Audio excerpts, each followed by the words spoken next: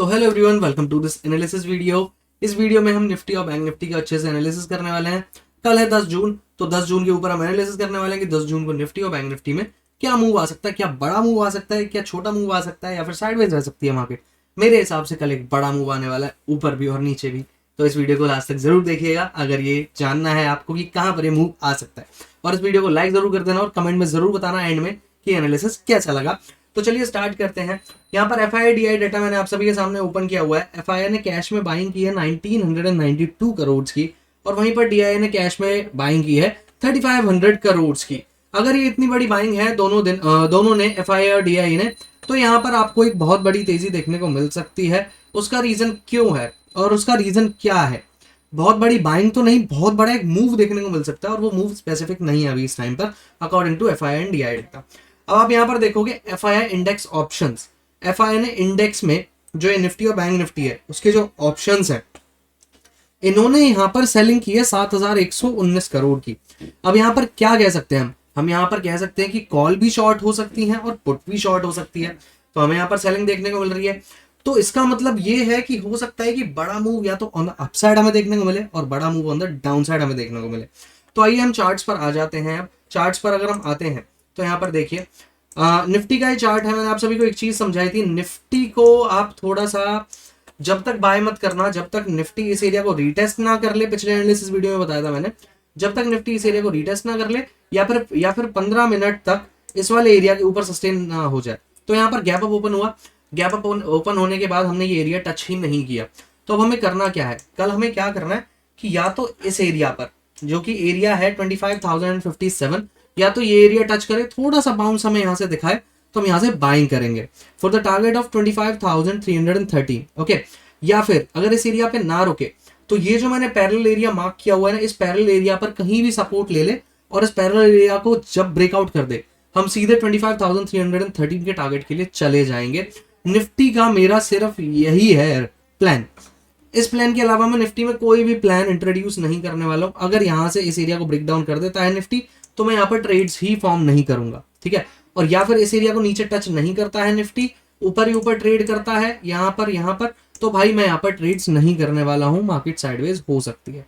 सो Nifty का simple सा analysis है, बाय ऑन डिप्स करेंगे। एक एरिया हमारे पास ये है बाइंग करने के लिए 25,057, और एक एरिया है हमारे पास जो कि है 25,016, और एक एरिया है हमारा 24,963।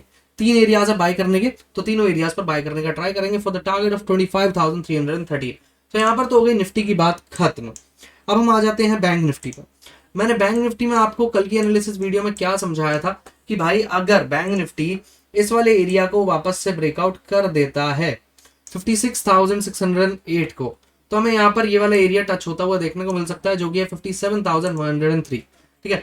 बट मैंने एक चीज और बोली थी कि इस डिप के बाद हमें ये डिप नहीं मिला, तो हमने क्या किया, सुबह से हमारी यहाँ पर बैंक निफ्टी में भी कोई ट्रेड फॉर्म नहीं हुई, हमने कोई भी ट्रेड यहाँ पर बैंक निफ्टी में भी फॉर्म नहीं की। अब हमारा प्लान क्या रह सकता है बैंक निफ्टी में? बैंक निफ्टी में हमारा एक प्लान अब ये रह सकता है कि यहाँ पर देखो ये तेजी तो आ गई, ठीक है, ये यहाँ तक तेजी आ गई। अब इसे पुल बैक आप सोच रहे हो कि पुल बैक कहाँ तक आए। अब ये मत सोचना कि ये पुल बैक यहाँ तक आ सकता है। अब जरूरी नहीं है कि ये पुल बैक यहाँ तक आए। अब जरूरी ये है कि ये पुल बैक आ सकता है टिल दिस एरिया। यहाँ से जो ये वाला क्लोजिंग एरिया है, पिछली कैंडल का क्लोजिंग एरिया है 56,572, इसके नीचे 50 पॉइंट्स लगा लेना, मतलब कि 500 तक। ये लो 500 का एरिया मैं यहाँ पर मार्क कर देता हूँ। वेट मैं यहाँ पर ना एक रेक्टेंगल ही मार्क कर देता हूँ जिससे कि आप सभी को यहाँ पर समझ में आ जाए। 72 है तो 625 लगा लेते हैं यहाँ पर। 625 से लेकर 500 ये वाला जो एरिया है, इस एरिया तक हमें रिट्रेसमेंट देखने को मिल सकती है। रिट्रेसमेंट में आपको बता देता हूँ कैसे। हम यहाँ पर क्लोज हुए, थोड़ा सा यहाँ तक आएगा, फिर हमें ये वाला टारगेट हिट होते हुए देखने को मिल सकता है 57,100। अगर 57,100 को हम ब्रेकआउट कर देते हैं इनटू द बैंक निफ्टी, तो हमें यहाँ पर एक और अच्छी तेजी देखने को मिल सकती है। और वो तेजी क्या हो सकती है मैं आप सभी को बता देता हूँ। यहाँ पर जो हमारी तेजी होगी वो हमें तेजी यहाँ पर देखने को मिल सकती है 57,421 तक, ठीक है।